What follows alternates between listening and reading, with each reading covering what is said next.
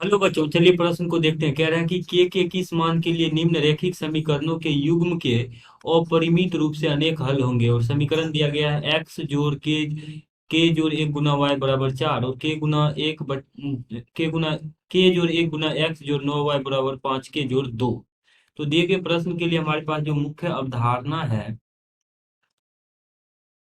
मुख्य अवधारणा यदि हम लिखें तो मान लीजिए रैखिक समीकरण युग्म ए एक एक्स जोड़ बी एक वाई जोड़ सी एक बराबर 0 तथा ए दो एक्स जोड़ बी दो वाई जोड़ सी दो बराबर 0 ये रैखिक समीकरण युग्म है। तो इस रैखिक समीकरण युग्म के अपरिमित रूप से अनेक हल की जो स्थिति है वो है ए एक बट्टा ए दो बराबर बी एक बट्टा बी दो बराबर सी एक बट्टा सी दो।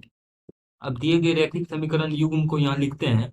यह है एक्स जोड़ के जोड़ एक गुना वाई, और 4 को बाएं पक्ष से हम दाएं पक्ष में ले आते हैं तो -4 हो जाएगा, तो -4 बराबर 0।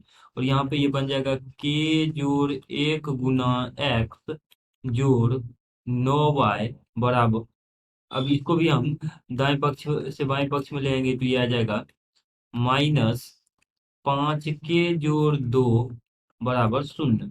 दिए गए रैखिक समीकरण युग्म के अपरिमित रूप से अनेक हल की जो स्थिति है वो हमने जो मुख्य अवधारणा में चर्चा किया है उसके आधार पे लिखें। यह जगह एक्स का यहाँ पे गुणांक 1 है तो ये 1 के जगह पे 1 आ जाएगा, तो 1/k जोड़ 1 बराबर b1/b2 अर्थात k जोड़ 1/9 बराबर c1/c2 यानी -4/-5 के जोड़ 2।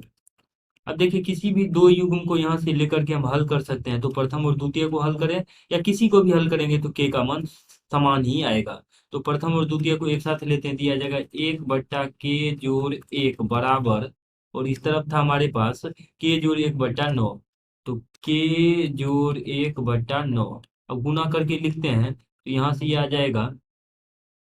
अब देखिए के जोड़ एक गुना के जोड़ एक, तो के जोड़ एक का वर्ग 2 बराबर आ जाएगा 1 गुना 9 अर्थात 9।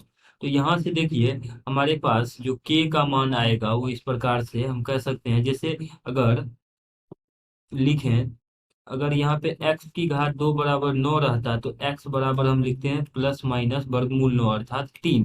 तो ठीक उसी प्रकार से x के जगह पर के जोड़ 1 है तो के जोड़ 1 का मान आ जाएगा प्लस माइनस 9 की घात 2 1/2 अर्थात इसका मान आ जाएगा +-3। जब हम धनात्मक के का यहाँ पे मतलब यहाँ पे जो धनात्मक चिन्ह के साथ हम हल करेंगे तो के जोड़ 1 बराबर आ जाएगा 3, अर्थात उस स्थिति में के का मान आ जाएगा 3-1 यानी 2।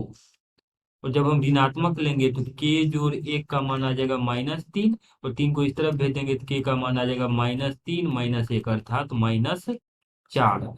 यानी के का जो मान है यहाँ पर इसीलिए लिखेंगे के बराबर 2 तथा के बराबर -4 पर दिए गए रैखिक समीकरण युग्म के अपरिमित रूप से अनेक हल होंगे। और यही हमें दिए गए प्रश्न में निकालना था। आशा करते हैं कि इस प्रश्न का हल आपको समझ में आया होगा। धन्यवाद।